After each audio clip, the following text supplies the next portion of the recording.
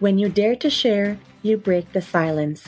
When you dare to share, you speak your truth. When you dare to share, you use the full strength of your voice. When you dare to share, it brings opportunity to own your story.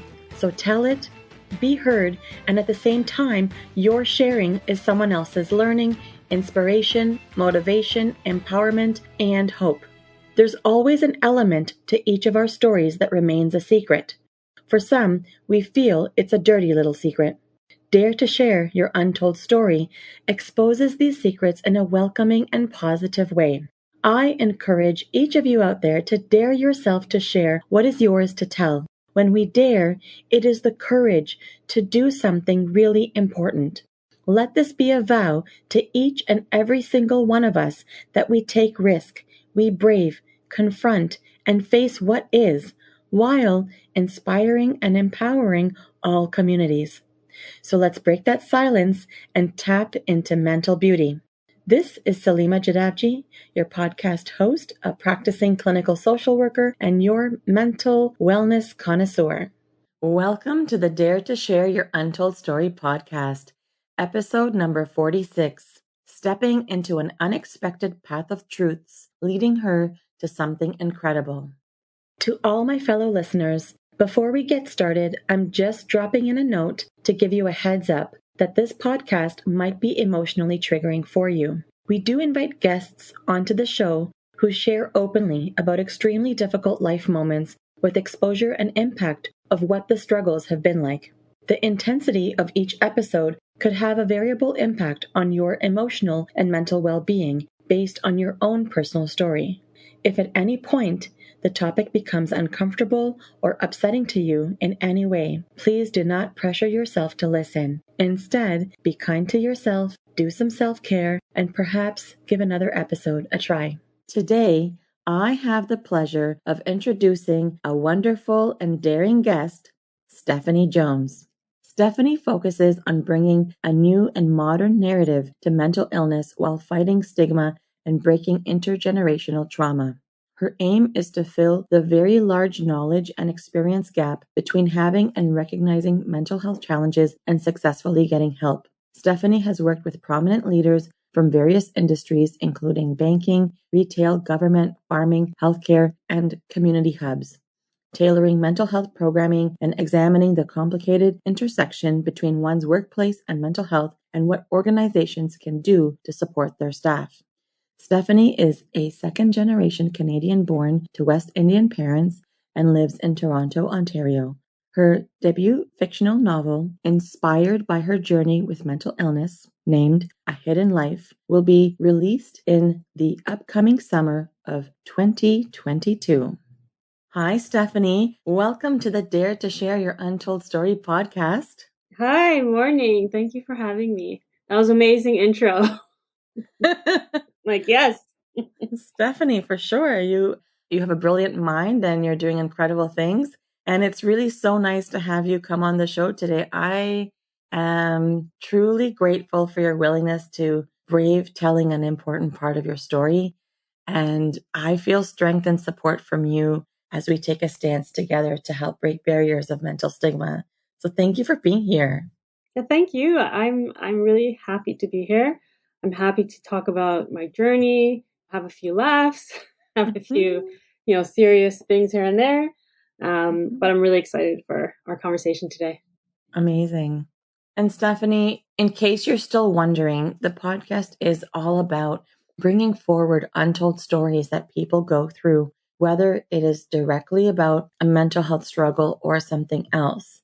In society, we know that no matter what a person's story is, there is impact on an individual's own mental health in some way, and that typically remains tucked away. So the purpose of this platform is meant to serve in a way to break these barriers of mental stigma that have been conditioned in our society. So that's what I'm hoping for here, is that you and we are going to be able to encourage people by sharing and telling, because there's so much reservation or hesitation for expressing what's been endured. And so in light of that, I'm bringing forward a trend called the mental beauty rethink. Stephanie, what are your thoughts when you hear those words, the mental beauty rethink? Yeah, I love it. And I actually, as you were describing how things are right now in regarding mental health, how we view it, we do talk about it quite a lot. Anyone who's a mental health advocate brings that up, right? We don't treat our mental health like we do our physical health. Mm-hmm. Funny enough, I was thinking about, I had a quote for today and I was going to say mental health isn't sexy because it's true. No one wants to talk about it. They associate it with Mm-hmm. terrible things Mm-hmm. and they only kind of see it that way. And I think because of that, we keep a lot of that inside. No one wants Mm-hmm. to show what mentally they're going through. You might want to show how good you look when your hair's done and your makeup's Mm-hmm. done, but you don't want to show that inner struggle and be vulnerable and open it up. So I love what you're trying to do here and thinking about, how do we make it beautiful? Because it is beautiful. Everyone's journey and what they've been through, their growth, their story, they're all beautiful. Mm-hmm. And so you talk about it, first words that come to mind for you is like mental health is not sexy. So then when you hear the word mental beauty, what's triggered in your mind? Excitement and Yeah.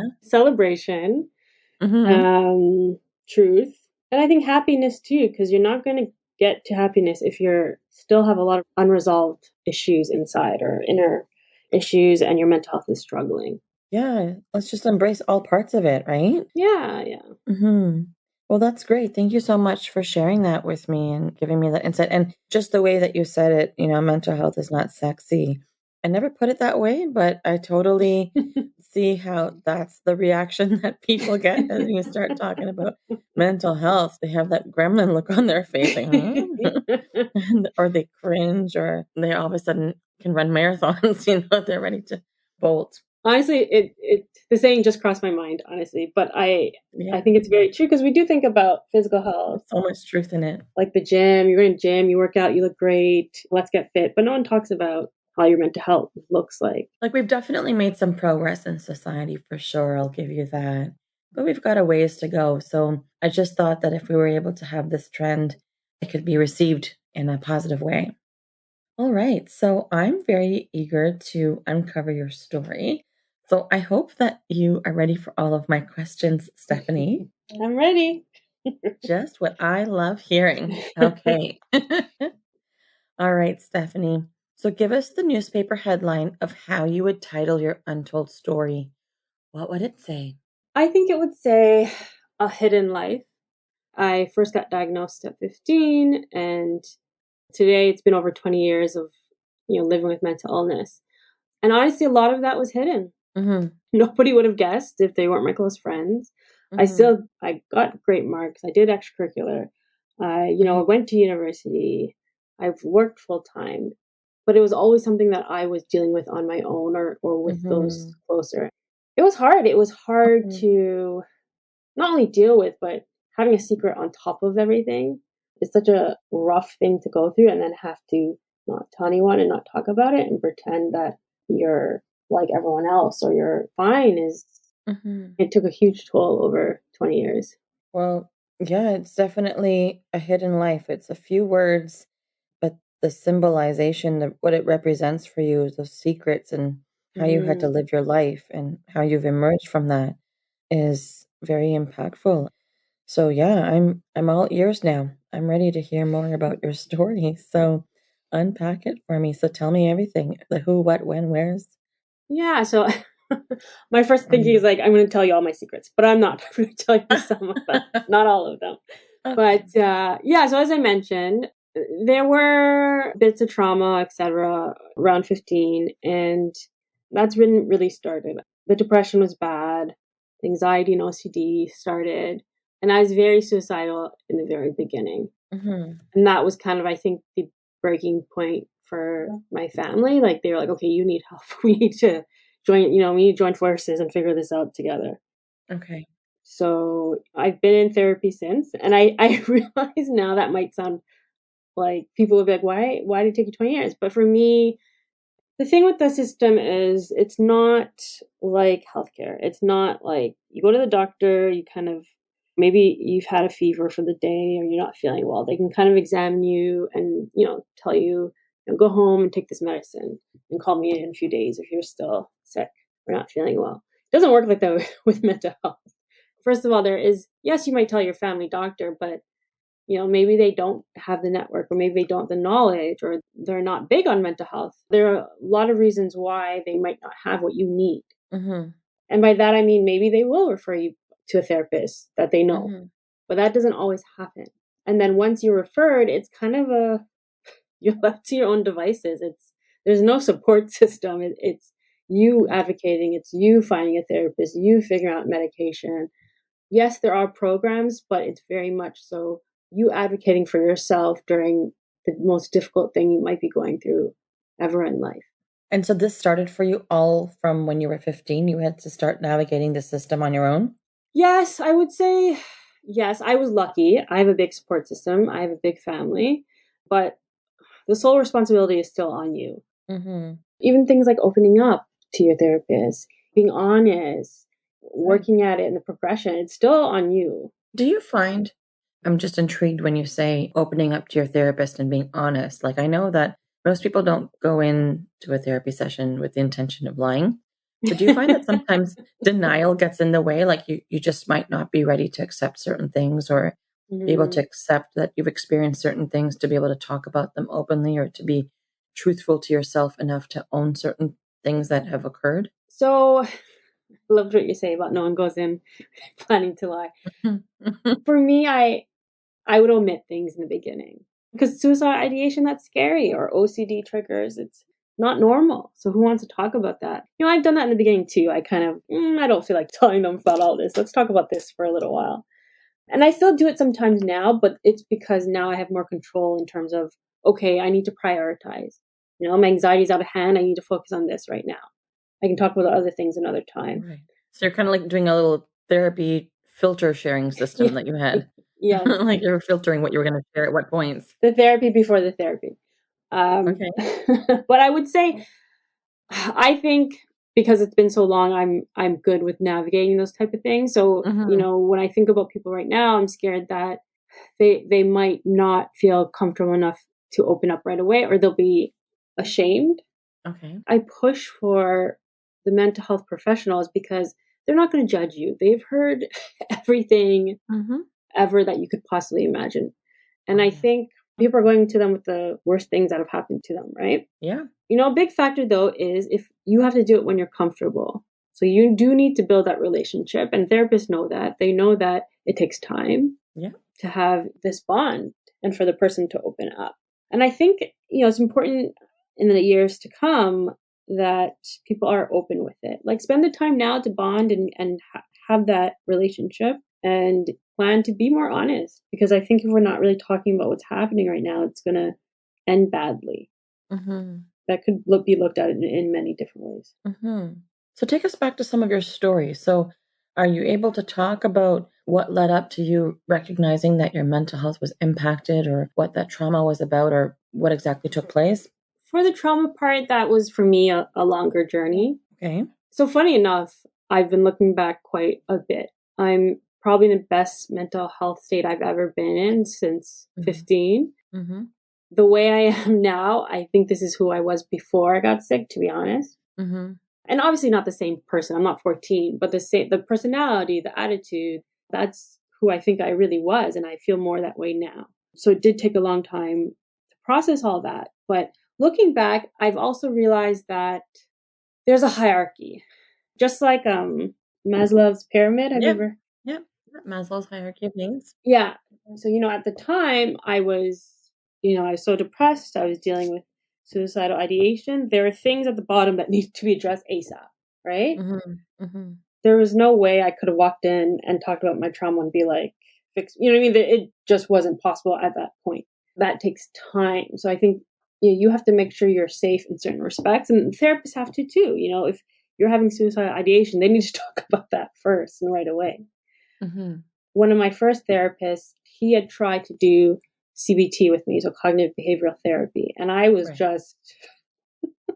I think I was 16. I was like, that's nice. Like, I don't know what you're trying to tell me. Right. This is doing nothing for me. I might have been a bit older, 17 or 18, but I wasn't ready for that. Now I did CBT maybe 10 years ago, and it really helped me shift the way I thought. Right. that was a time when I was ready for it and that I could, because I was in a safer place. I wasn't, the hot mess or whatever you want to call it, where I was Mm-hmm. struggling to take care of myself and Mm-hmm. push and do things like go to school. You kind of have to have that foundation. So when you were struggling to take care of yourself, I heard you say, pushing yourself to go to school. What else was the struggle like? Like what were you impacted by? Like what was that like? I think it was a lot of just, and I don't want to sound dramatic, but it was a lot of suffering. I think just mentally and emotionally, the pain, it's not the same as physical pain, but it's on the same level, I think. I had a lot of panic attacks. I was having anxiety about school. My emotions were all over the place. Also, another thing I'm realizing is I couldn't regulate my emotions. I wasn't regulating them properly. Mm-hmm. And I also didn't know how to self-soothe. I couldn't pause and think about things and think things through. It was much different. What kinds of things would trigger you? Sometimes school, like I'd be studying for an exam and it's so hard to describe, but I'd be studying and I think I'd be worried or stressed out about it and I would just get emotional, like crying, throwing things, really just struggling. And it wasn't because of it wasn't the test. It was more so where I was at life, if that makes sense. I was struggling and things were setting me off. Luckily I had, again, my siblings were able to step in and be calm and walk me through things. And it's so funny because I always did well, and I always did well. I still got 90s, like, you know what I mean? It was such a Mm-hmm. bizarre situation. But again, looking back, I think when you have trauma, it shows itself in different ways, and you don't realize Mm-hmm. Mm-hmm. how it's manifesting or how it's connected. Mm-hmm. And do you feel comfortable talking about any of what that trauma was like for you, whatever it is that you experienced? So no, that's one thing. I want to keep to myself for now. I think I tell everything. I'm very open, and Mm-hmm. I tell a lot of stories, and I want to be, and I want to resonate with people. But that's something I choose to keep to myself. Perfectly understandable. Okay, so it sounds like, you didn't hide from your family in terms of things that you were going through. They did become a support system. It doesn't sound like the entire outside world of your world was aware of what you might have been going through. And even though you were supported with your family and you had a big support system, did you ever find that you were struggling to be understood, or do you feel like you had enough people to sort of support you in that way? I think it was very difficult for my dad in particular because he's West Indian and Jamaican, and they struggled to come to Canada. They did what they had to do. They hustled for us, and to them, it's mental illness is, and I hate saying this, but it's the truth, is for white people. That's what's That was the impression. That was the tone. Okay. the tone of the whole situation. So, that was hard. There were teachers though who knew something was wrong. They just didn't know what. Again, I was hardcore academics and extracurricular. My high school, I was the last of four. My siblings went there. So they knew me, right? Teachers knew me. I was close to certain ones. I had my own teachers that I was close with. Some of them knew that something was wrong. They just didn't necessarily know what, and I didn't have to tell them. Mm-hmm. We got to be kind to each other. This is one of the things we need to think about when it comes to things like mental health and mental illness. Mm-hmm. Mm-hmm. In these random interactions, and something that might seem small to you means the world to people, to someone else. Right. And so while you were on this path of navigating your mental health and well-being and navigating the supports and what doctors knew or didn't know, or Mm-hmm. feeling like you kind of were left to sort of sort it out on your own. I mean, you did mention that you've been in therapy and you've seen what I would guess is different therapists over the years, maybe based on circumstance or what other life is bringing you, or if you've moved for Yes. school or different things like that. But in that process, did you like come across any mental health support that you felt you were dismissed or disregarded in any way? Yes. So the very first one I saw, it was not a great experience. I was 15, 16. It was the first one my family decided to go Mm-hmm. to. I think I was there with family members. I just don't remember who exactly, but Okay. it was in this woman's house. She was a psychiatrist. She was very old school, like plastic on her couch, old school. Oh, wow. And, you know, Plastic, as in like all the furniture is covered in plastic so yes, you could slide around? yes. My Oh, grandma wow. has that. I'm like, I don't understand. You never use the couch then. What, so anyways, what she told me was, you're 16, you should be out dancing, here's some Paxil. So she gave me samples and that was it. And there wasn't really any conversation about what was Mhm, wrong or what I was struggling with. And to be mhm. honest, to me, that's dangerous. And when you say Paxil, what you mean is you're talking about medication, right? She prescribed Yes. you medication, an antidepressant. Yeah. Okay. And you didn't get any coaching or guidance on what this is and what to No, expect. No no, conversation about that. no. Right. Yeah, that is dangerous. Exactly. Like Yeah. now that I am studying social work and I have all this experience, that is super dangerous. Mhm. Medication, why are you taking it? How long do you plan to take it? Side effects. Like just a long list of things you need to discuss before you really go on medication. Mhm. And that includes things like talk therapy and perhaps different ways to look at how you're gonna get better and what you want to use. You know what I mean? The tools that you want to use. Mhm. It wasn't the greatest experience, and that was probably one of the worst of not being heard. Wow. Yeah, it sounds like you really felt like not heard, very disregarded. And it doesn't sound like she was getting it curious at all about what actually could have been going on for you. Yeah, yeah, and that's a big thing. Mhm. Yeah, I was fortunate. I had a great support system, and I could walk away with that bad experience and continue on and not have it hinder me for the rest of my life, right? Like I could Mhm. see other Mhm. Mhm. people and etc. Right. So tell me more about how you have been affected having gone through this unexpected path of getting to know your mental health and the mental well-being states that you've been in and the diagnosis that you've had now. Tell me more about how you've been affected.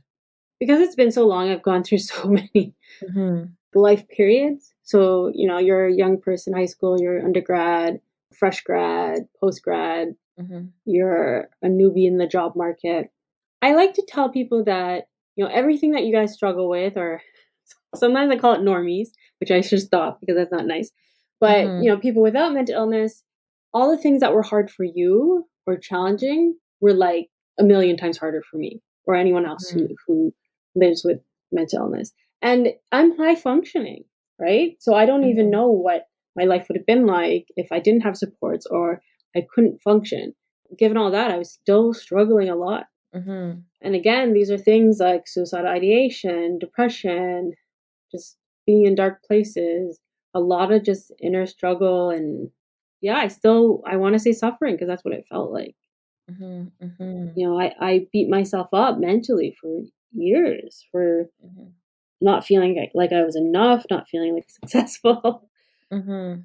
just all these kind of stages. It was much, much more difficult for me to go through. Mhm. Mhm. And even like self actualization and the change you make as a young adult, those are all very hard times.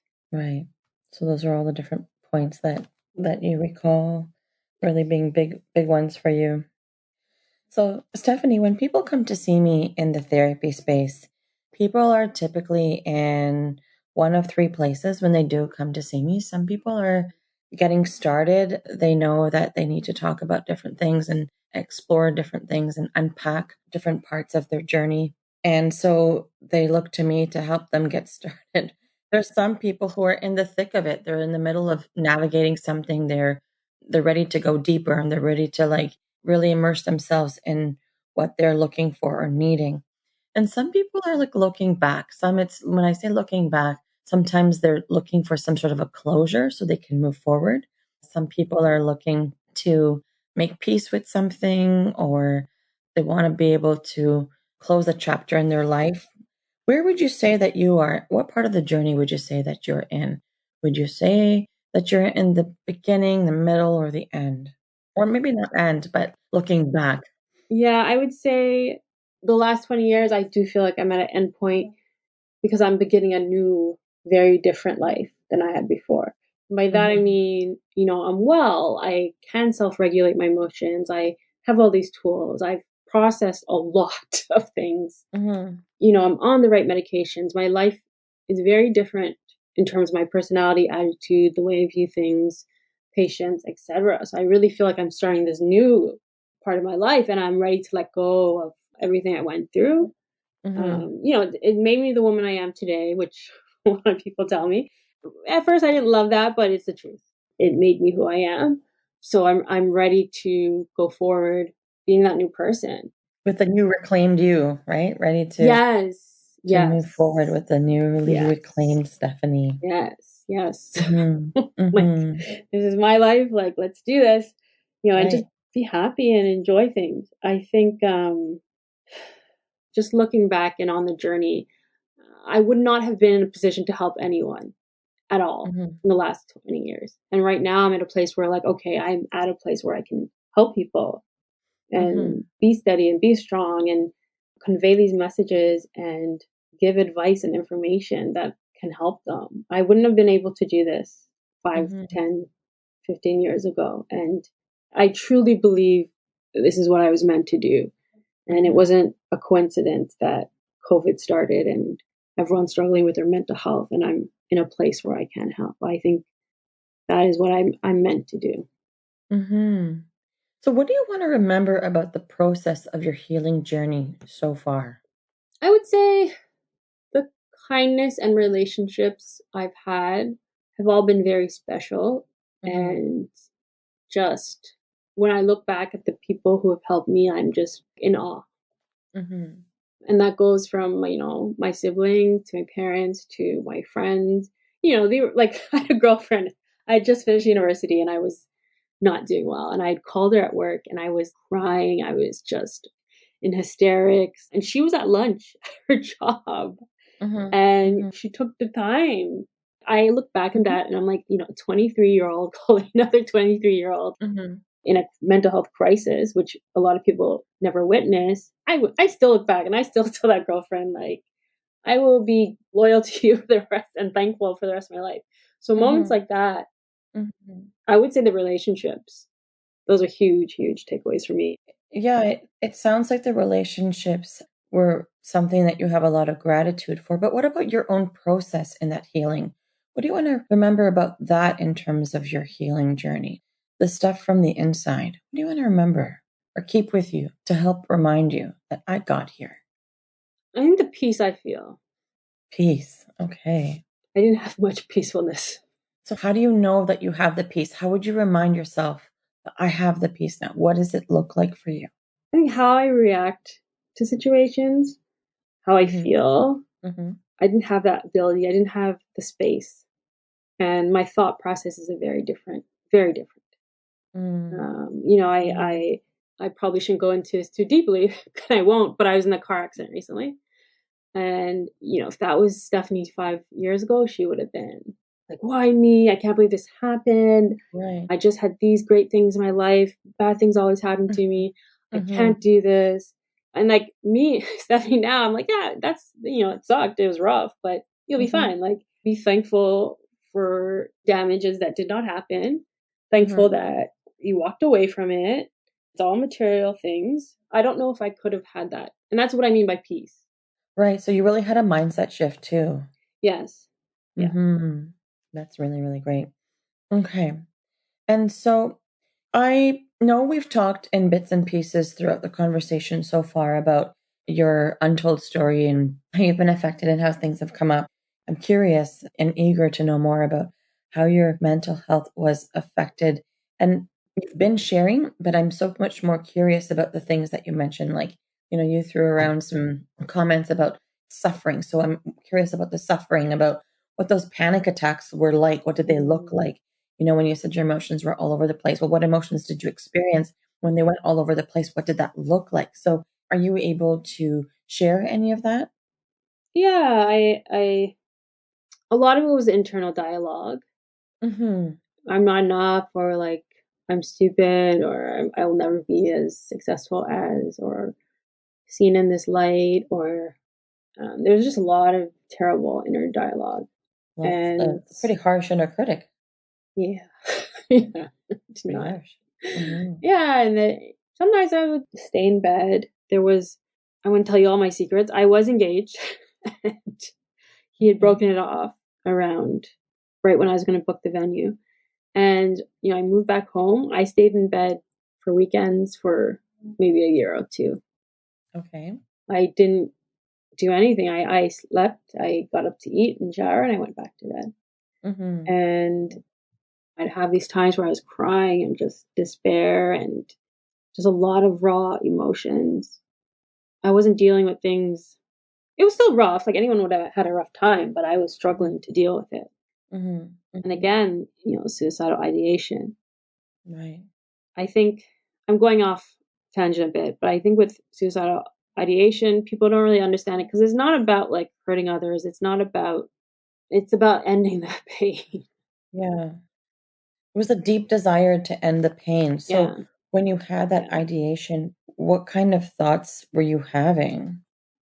My curiosity leads to like, were you actively thinking about a plan of, Mm, okay, I can do this? Or was it like, this is so bad, I just don't want to be here anymore? And if there's a way that I could end this, I would. Like, was there more of a passivity in that process? What was it like?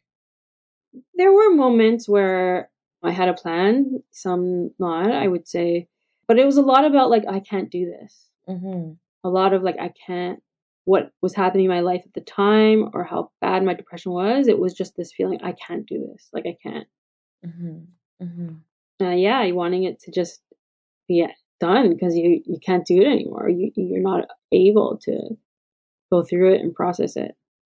And I think also I've realized the trauma was morphing itself into in different ways. Okay. In which ways? The ways I was even anxious about school.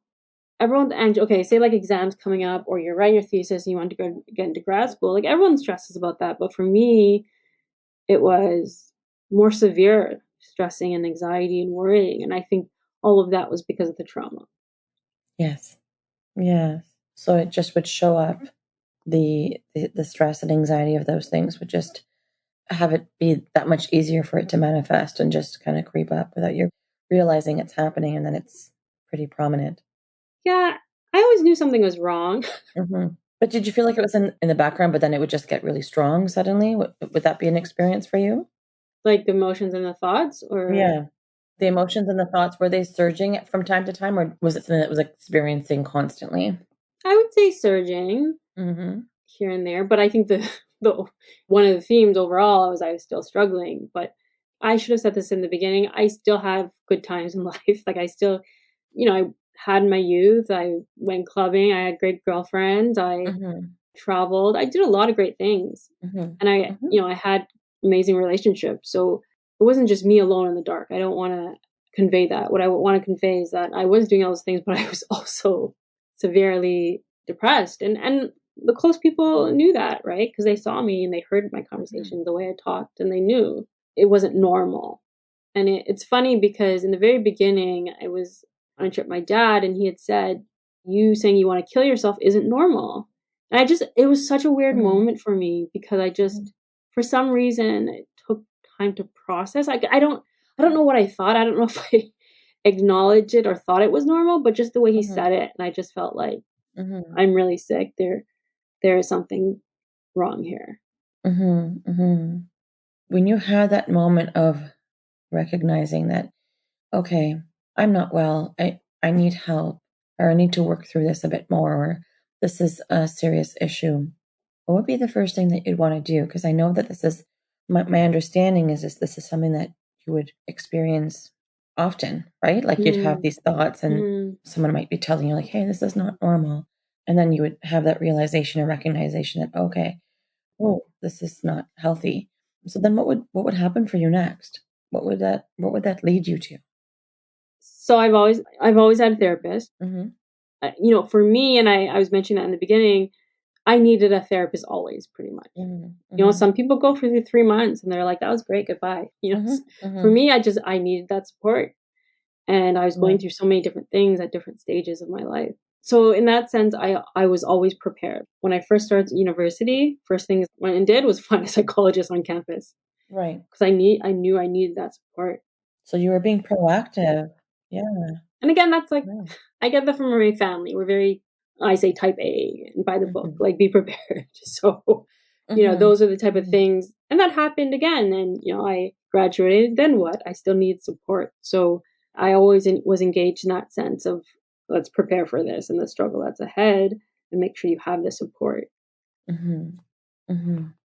Okay, so Stephanie, given everything that you have shared so far along this journey of yours and this unexpected path that you've been on and all the different hurdles that have come your way and how you've coped and managed, what would be your key message to the listeners of our show? What would you want them to know?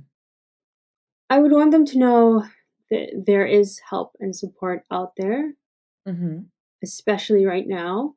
I want people to have the courage to find help, and I want people to be open-minded, because Mm-hmm. I think that's one of the issues as well for getting help. For my undergrad therapist, he was this redhead, like very tall, he had a long beard, like hippie kind of guy. And, I think some people would have looked at him and been like, this is not a therapist for me. No, thank you. How's he going to help a young woman, a young Black woman? But he was a key relationship for me, right? So I want people to be open minded. You don't know Mm-hmm. necessarily where your gems or support will come from. Don't be ashamed to ask for help. Don't be, scared to speak up and be honest about what you're really going through to a therapist. Mm-hmm. I do want to add though, finding BIPOC therapists, or if you're looking for someone of a certain gender, ethnicity, language, etc., that's okay.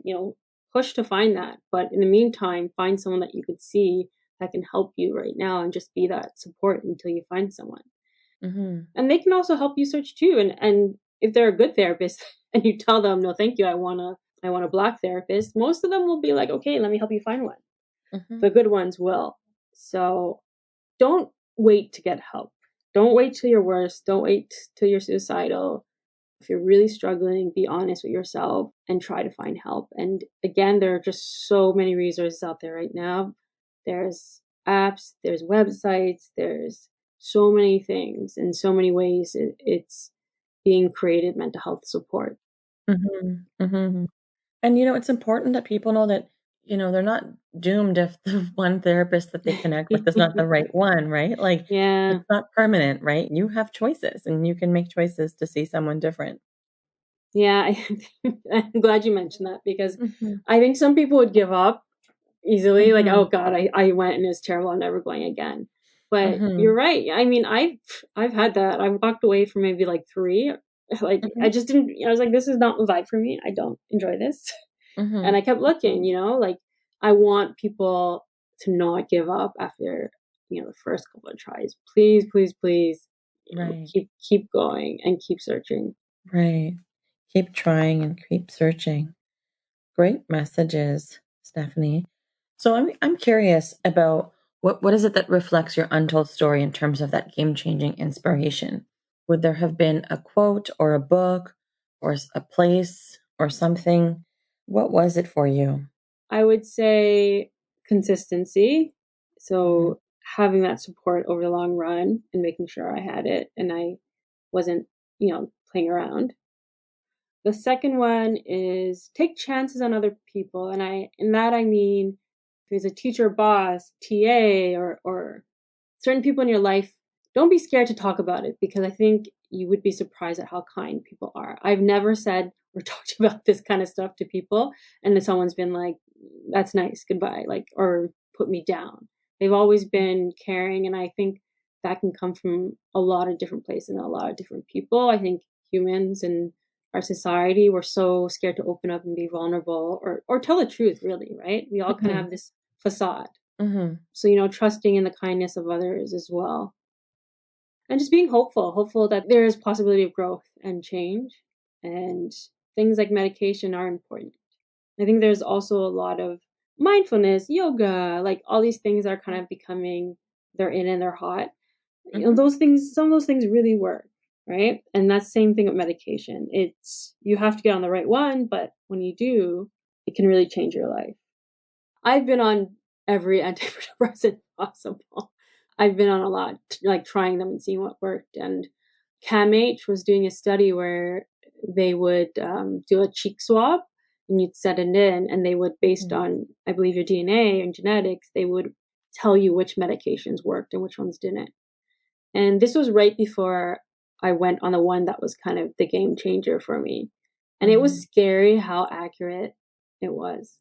It lined up with everything that I had been Mhm. through in terms of my journey with medication. And Mm-hmm.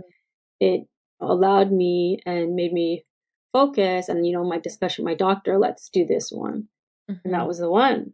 So yeah, I'm still like in awe of how Well, it sounds accurate it was. incredible. Yeah. Does this test have a name, or is this something that people can get? I'm not sure. I don't remember the name, but I do believe the website's still up from the research that was happening. So I'll share it with you, and Okay. perhaps we put it in the credits so people can check it out. Sure. Absolutely. That sounds amazing. I'm really glad that you came across that study and you were able to participate in it and have things line up for you to be able to take the medication that you needed to take. That's really amazing. Yeah, I'm thankful. Mm-hmm. Mm-hmm. So how are you findable? If people want to connect with you, how are you findable? What are the platforms that you're findable on? Yeah, so I'm on LinkedIn. LinkedIn, I focus on workplace mental health. Okay. I'm on social media, so Instagram, Twitter. I'm not a TikTok queen woman yet, so I'm still working on that. But and my website as well that has everything. Yeah, we'll add that all to the show notes so that people can reach out to you when they would like to. So that's perfect. So guess what, Stephanie? Yes. You've just dared yourself to share. Congratulations. Thanks. I didn't think I would share so much, but you got this. You got it out of me. You did it. You did a good job. All right. So, what was it like? What's this experience like for you to be able to kind of talk about it from a different lens? I'm very happy I did this because you're making me realize everything I've been through, how much I've changed and grown, how Mm-hmm. capable I am, how I can help others. This conversation actually has helped me a lot and where I am today, right? And how I want to Mm-hmm. keep being motivated. That's my goal. I want to stick to it. Mm-hmm. It's hard to be an Mm-hmm. entrepreneur, right? And that's what I'm doing. Mm-hmm. But this Mm-hmm. conversation has kind of solidified a few things for me. So thank you. Oh, no, that's amazing. Stephanie, I just want to take a moment to say that I am humbled to hear that for all that you were able to share with me today. It has been clearly an incredible journey that you've been on. And not only have you walked an incredible path, but the path also that you're choosing to lead from as part of your work is incredible as well.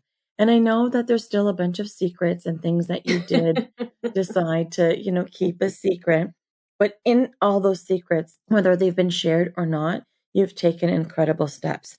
You've taken incredible risks and you've had an incredible upward climb where you faced more than a few incredible, unexpected things. And so I just sit here fully inspired and from a very gracious place to be able to have heard each part of what you were able to share today and that you did it in such a clear way in terms of who you are and owning your story. So thank you for the deep conversation and for all the daring and sharing. Thank you. Thank you for having me. Once again, Stephanie, thank you for being part of Dare to Share Your Untold Story and helping to be a voice in breaking down the barriers of mental stigma.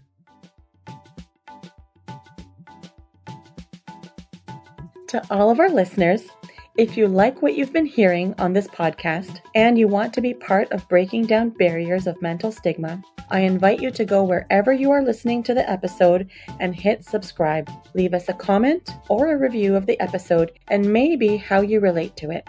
To learn more about what we offer, visit www.daretoheal.co. And if you are feeling ready and brave to share, please submit your story by visiting www.daretoshare.co. Thanks for joining in.